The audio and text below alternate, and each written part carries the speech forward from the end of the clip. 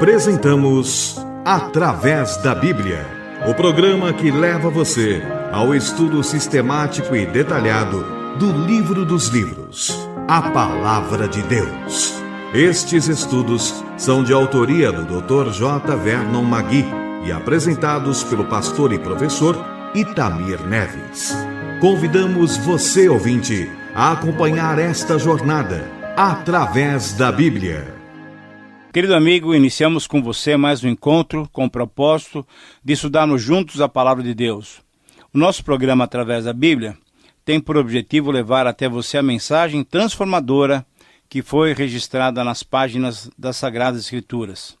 Em primeiro lugar, eu gostaria de conversar um pouco com a irmã que nos escreveu da cidade de Londrina, do estado do Paraná, as seguintes palavras. É com alegria que escrevo para dizer que estou ligado no Através da Bíblia. É um programa que fala do amor do Pai e prega o Evangelho completo, puro. Eu estou maravilhada. Tenho aprendido muito e peço a Deus que os abençoe com muita paz. Querida irmã, muito obrigado por seu testemunho e por suas palavras de incentivo. Graças a Deus, Ele tem usado o nosso programa como instrumento nas suas poderosas mãos. Volte a nos escrever outras vezes. Muitas pessoas gostam de nos escrever para compartilhar, dando as suas informações e apresentando suas opiniões. Falam da utilidade do programa, apresentam seus problemas, pedem oração e pedem até algumas orientações. Na verdade, nós recebemos cartas de todos os tipos, então escreva a sua carta, pois teremos prazer em recebê-la e nos comunicar com você. Aguarde, por favor, até o final do programa e anote o nosso endereço completo e depois mãos à obra. Gaste um pouquinho de tempo e escreva-nos. Querida irmã, eu quero convidá-la e todos os nossos ouvintes para orar, pedindo a bênção e a direção de Deus para o estudo de hoje. Vamos orar. Pai querido, nós somos gratos por Tua misericórdia, sempre presente em nossas vidas. Baseados nela, Senhor, oramos pedindo a Tua bênção e a direção, a iluminação do Teu Santo Espírito nessa hora de estudo e de meditação da Tua Palavra. Pai, te pedimos essas bênçãos, não porque nós merecemos, mas por Tua graça, e oramos em nome de Jesus. Amém. Fortalece a fé, conhecer nosso Deus. Querido amigo, no programa de hoje, o nosso objetivo é estudarmos o final do capítulo 13 de Mateus, onde Jesus apresenta 7 parábolas que temos denominado de os exemplos do reino. Nós vamos estudar do versículo 44 até o versículo 58. No versículo 44 temos a 5ª parábola. Diz assim o texto: O reino dos céus é também semelhante a um tesouro oculto no campo, o qual certo homem, tendo-o achado, escondeu. E transbordante de alegria, vende tudo o que tem e compra aquele campo. Nessa parábola, Jesus não trata do fato do reino estar oculto para as pessoas, nem do fato do reino demorar para ser implantado, como nas parábolas anteriores. Veja só, ainda que para nós essa parábola seja estranha, essa história para os moradores da Palestina no tempo de Jesus era alguma coisa bem natural mesmo. No mundo antigo, não havia bancos. No dia a dia dos moradores da Palestina, as pessoas, veja só, achavam muito mais seguro guardar os seus bens enterrando-os na terra do que deixando-os nas suas casas. Essa prática de enterrar os bens na terra era muito natural e, por exemplo, na parábola de Jesus, lá em Mateus 25, na parábola dos talentos, essa prática é vista novamente. Então, veja, havia uma lei rabínica que afirmava que se um trabalhador achasse um tesouro num campo, ele tinha 2 escolhas. Primeiro, se tirasse o tesouro do campo, esse tesouro deveria ser devolvido ao dono do terreno. Mas, se ele deixasse no campo, ali onde ele tinha achado o tesouro, o trabalhador poderia legalmente esperar até acumular dinheiro suficiente para comprar o terreno E aí então, de posse do terreno, ele poderia remover o tesouro. Então, nessa parábola encontramos um objetivo principal, mas sob dois aspectos. Em primeiro lugar, nós vemos a alegria pelo descobrimento do tesouro. Mas, em segundo lugar, também, a disposição do homem em abandonar tudo, fazer tudo para poder comprar o campo e aí depois tomar posse do tesouro. Então, o ensino de Jesus destaca, em primeiro lugar, que o homem encontrou o tesouro, não tanto por acaso, mas porque, olha, provavelmente ele estava trabalhando no campo. Ele estaria cavando no campo? Com que objetivo? Estaria lavrando a terra numa época em que esse não era o hábito? Ou estaria tirando as pedras do campo para limpá-lo, para depois semear? O fato é que, mexendo no campo, ele encontrou o tesouro, e isso lhe encheu de grande alegria. A aplicação, então, é clara. A felicidade autêntica, a satisfação interior pela presença de Cristo se encontra quando se está trabalhando, quando se está em atividade. Mas, em segundo lugar, Jesus também nos ensina que vale a pena fazer qualquer sacrifício para entrar no reino dos céus. Mas, na verdade, o que significa entrar no reino? Na oração do Pai Nosso, em Mateus 6,10, descobrimos que o reino de Deus é um estado em que a vontade de Deus é feita aqui na terra, como é feita nos céus. Portanto, estar e entrar no reino de Deus equivale a fazer a vontade de Deus em nossas vidas. Assim, nessa parábola, Jesus está ensinando que vale a pena fazer qualquer coisa para obedecermos à vontade de Deus. Significa abandonarmos as nossas ambições, os nossos planos, os nossos objetivos. Significa abandonarmos os nossos costumes, hábitos, valores. Significa abandonarmos a nossa vida, muitas vezes indisciplinada. Significa, na verdade, tomar a nossa cruz e aí sim seguir a Jesus. Então, o ponto central dessa parábola é o supremo valor do tesouro, isto é, o reino dos céus, que vale todo o sacrifício exigido. Seja qual for o custo, querido amigo, qual for o custo do campo, o tesouro vale muito mais. Seja qual for o custo do discipulado, o reino vale muito mais. Aqueles que chegam a entender onde está o tesouro irão com alegria abandonar tudo mais a fim de possuí-lo. Na realidade, Jesus está ensinando que vale a pena abandonar tudo para aceitar e cumprir a vontade de Deus. Mas agora temos diante de nós a sexta parábola, que se encontra nos versos 45 e 46, onde lemos: O reino dos céus é também semelhante a um homem que negocia e procura boas pérolas. E tendo achado uma pérola de grande valor, vendeu tudo o que possuía e a comprou. É claro que essa parábola não tem o propósito de mostrar que uma pessoa pode comprar o reino. Não, isso não seria verdade. Mas sim, o que a parábola mostra é que, mesmo que a pessoa gaste todos os seus recursos para adquirir as pérolas, ou a pérola, uma vez que ela tenha achado uma pérola verdadeiramente valiosa, ela alegremente sacrificará todos os seus outros bens para poder obtê-la. Assim também a pessoa que gasta toda a sua vida com os tesouros da religiosidade, anteriormente já adquiridos, irá com alegria trocar tudo pelo reino dos céus. O seu valor supera de longe todas as outras pretensas riquezas. O valor do reino supera de longe todas as outras atividades religiosas que tivermos feito.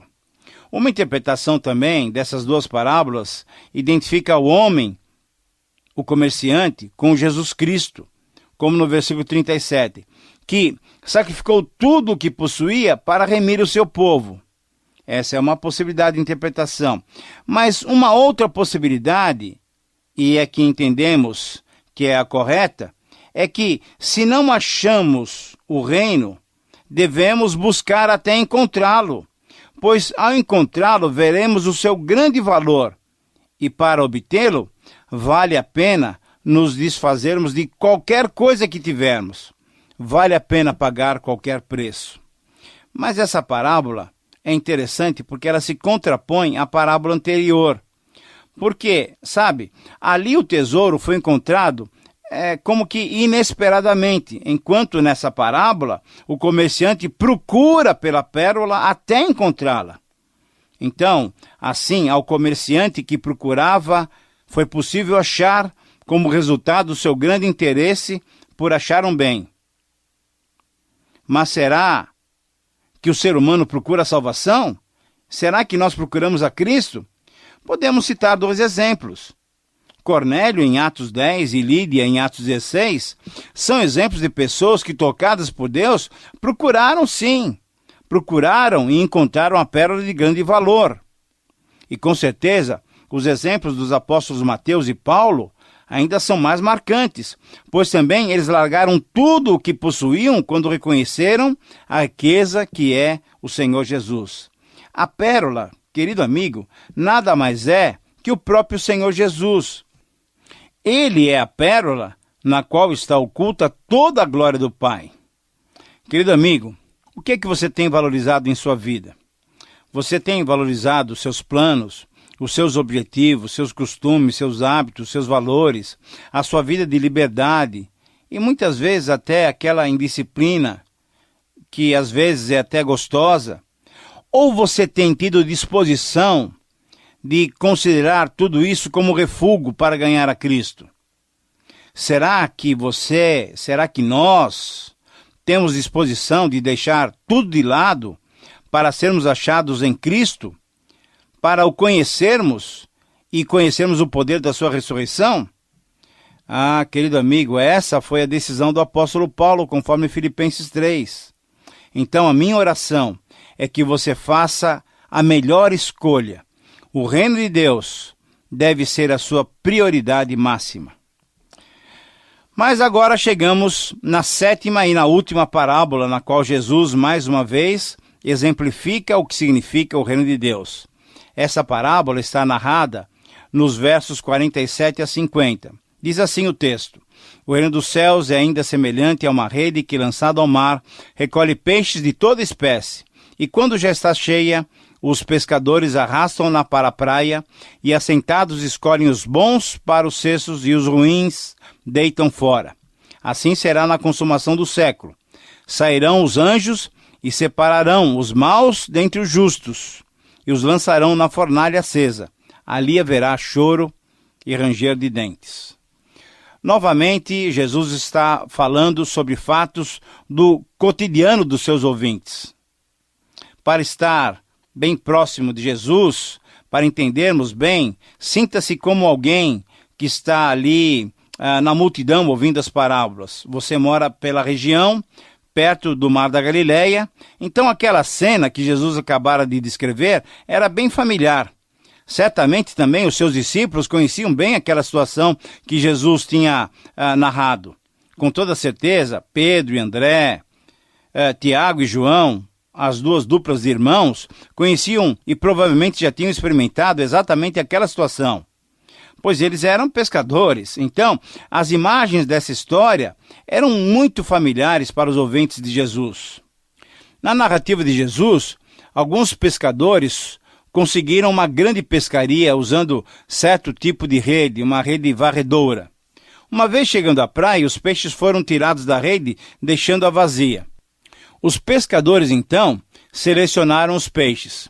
Aqueles sem valor, provavelmente muito pequenininhos, para serem comidos ou vendidos, eles foram jogados fora, enquanto os bons peixes, os peixes graúdos, grandes, foram recolhidos nos cestos. Jesus disse que o reino dos céus era semelhante a essa cena tão habitual na Palestina daqueles dias.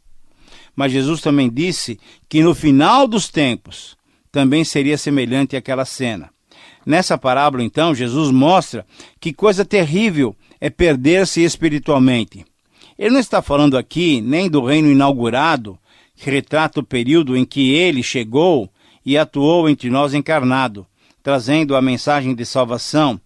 E Jesus nem está falando também sobre o reino consumado, quando o fim chegar na sua segunda vinda. Jesus está destacando a situação crítica e definitiva que todos enfrentarão no final dos tempos, quando ele vier para estabelecer definitivamente o seu reino. Naquele momento futuro, o bem e o mal ainda estarão presentes, mas ali haverá uma separação final. Os maus serão julgados fora e serão lançados numa fornalha acesa, num ambiente terrível de choro e de ranger de dentes. Então, dessas palavras de Jesus, podemos tirar uma implicação muito clara. Embora tenhamos conhecidos e amigos que não acreditam nem no céu e muito menos creem na existência do inferno, é claro que Jesus está afirmando a existência desses estados ou lugares para onde seremos encaminhados na escolha final, que será feita através dos santos anjos divinos. Mesmo que alguém não creia, a palavra de Jesus afirma, e por isso vale a pena acreditar no que Jesus está nos dizendo e nos posicionarmos para sermos bons peixes e sermos recolhidos nos cestos. A interpretação dessa parábola, ela deve ser muito bem entendida.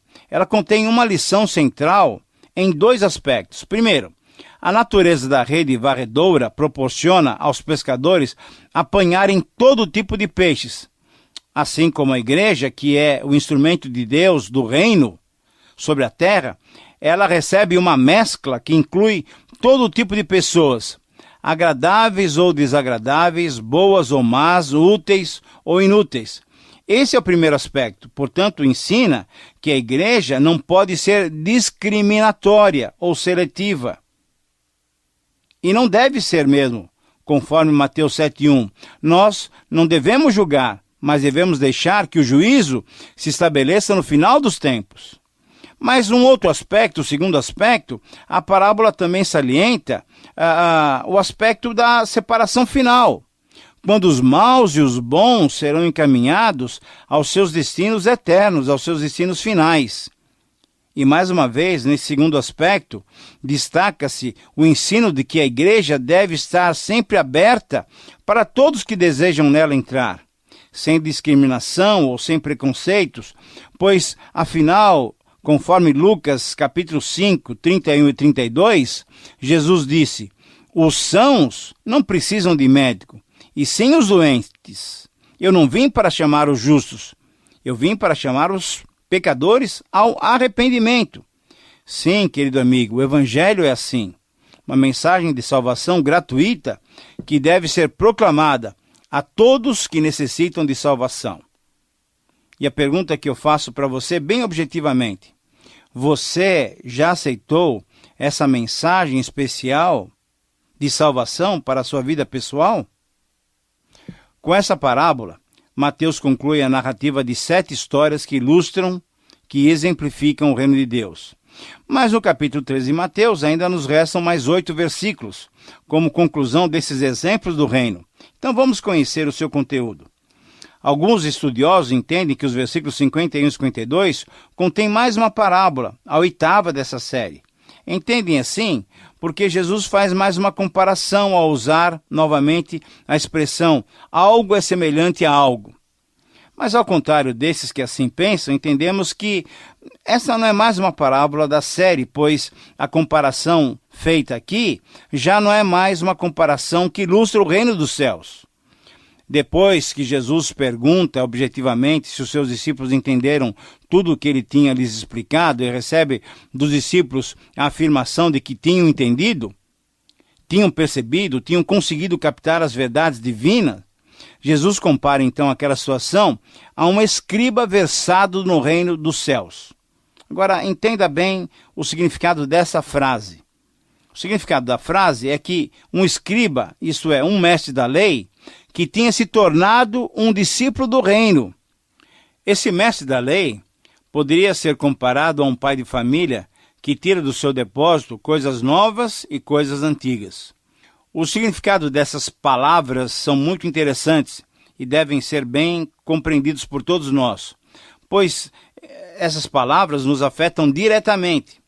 Veja só, essas palavras referem-se ao nosso ministério. Exatamente. Referem-se ao meu ministério e provavelmente ao seu ministério. Eu estou tirando do meu depósito coisas novas e coisas antigas. Alguém poderia dizer, bom, mas eu já ouvi essas coisas antes. É isso mesmo, eu devo admitir que sim. Mas é meu dever trazer para você, que está me ouvindo agora, as coisas antigas, que você já conhece, para misturar com as coisas novas, para você comparar, para você tirar lições e conclusões. Então, esse é o meu ministério. Agora eu estou falando com você e estou exercitando exatamente isso.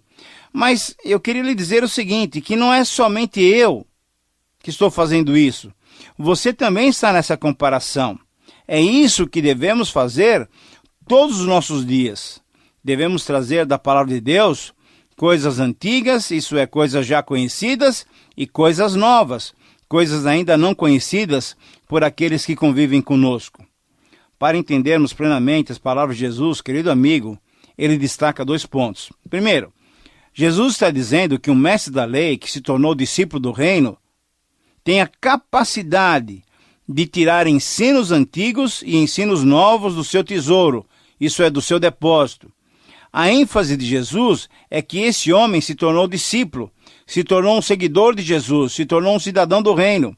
E por ter essa nova característica de se humilhar e depender das explicações e da iluminação do Espírito Santo, para entender plenamente a mensagem do Evangelho, ele recebe também capacidade para extrair ensinamentos tanto da antiga história redentora que apontava para Cristo, como dos novos atos redentores que marcam a presença do reino de Deus através do Messias, isso é, através do próprio Senhor Jesus. Mas Jesus também está fazendo uma comparação, dizendo algo profundo para todos nós, os seus discípulos. Não somente para os 12 apóstolos, mas Jesus está se dirigindo também a todos nós, que já assumimos o discipulado, que assumimos a cidadania celeste. Anteriormente, Jesus já tinha nos comparado com os profetas e os justos do Antigo Testamento, conforme você pode se recordar do capítulo 5, versículos 11 e 12, e do capítulo 10, versículo 41.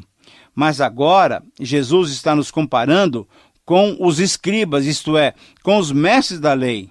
E assim, como os mestres da lei faziam ensinando os outros, Jesus está dizendo a nós que, sendo semelhantes aos escribas que se tornaram discípulos, nossa tarefa é também passar aos outros, aqueles que convivem conosco, aquilo que temos aprendido dele mesmo. Jesus mostrou que estava preparando aqueles discípulos para serem discipuladores, fazendo discípulos de todas as nações, conforme Mateus 28, 20.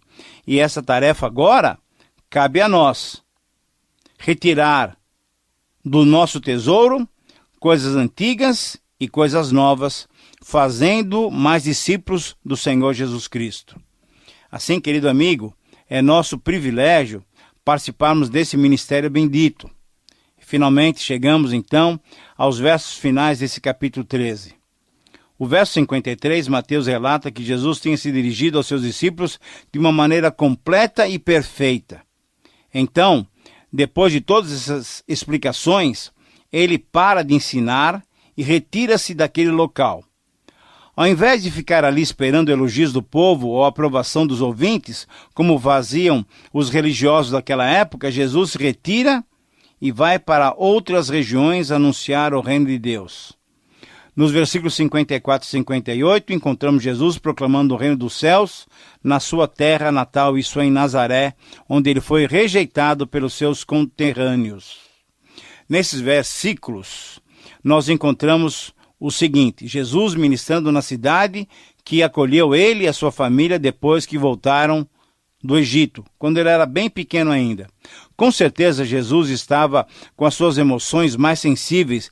Ele sabia que ninguém poderia ficar sem ouvir as boas novas e ver a manifestação do reino dos céus. Mateus relata que diante de tanta sabedoria e poder que viram em Jesus, as pessoas, ao invés de aceitarem aquelas manifestações sobrenaturais, divinas, elas ficaram incrédulas, elas rejeitaram Jesus. Veja os passos que deram. Primeiro, ficaram maravilhadas. Segundo, ficaram assustadas. Terceiro, ficaram escandalizadas. Quarto, ficaram incrédulas. E assim Mateus termina esse capítulo de uma forma até melancólica. E Jesus não fez ali muitos milagres por causa da incredulidade deles. Querido amigo, qual é a sua reação diante de Jesus? Você aceita-o ou rejeita-o? Você crê nele ou tem permanecido incrédulo? Amigo, estamos finalizando assim o nosso estudo. Muito obrigado. Que Deus te abençoe. Terminamos mais uma apresentação do programa Através da Bíblia. Esperamos que você nos escreva, dando a sua opinião sobre o que ouviu. O nosso endereço é Caixa Postal 18.300, CEP 04626-970, São Paulo, São Paulo. Repetindo, Caixa Postal 18.300, CEP 04626-970, São Paulo, São Paulo. Este programa foi produzido nos estúdios da Transmundial.